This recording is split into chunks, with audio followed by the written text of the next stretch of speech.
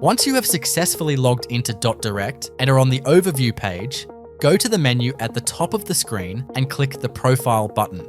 On the Profile page, you will be able to see all the information associated with your .direct profile. Double check that your email address is current and correct, as once you have enabled digital billing, this is the email address your invoices will be emailed to. If you wish to update your email address, you can do so by clicking the Change link next to your email address. Once you have checked your email address is correct, navigate down the page to the collapsed section labeled Invoices and Notices Delivery Preference. This section will display your current delivery method. If you are currently receiving invoices and notices by paper, you will also be able to see the address that they are being sent to. Click the Change Delivery link to update your delivery method. You should be able to see the two delivery options.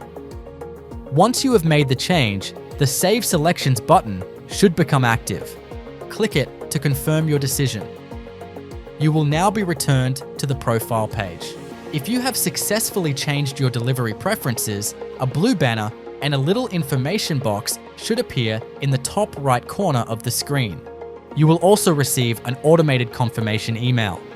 You can now log out of .direct.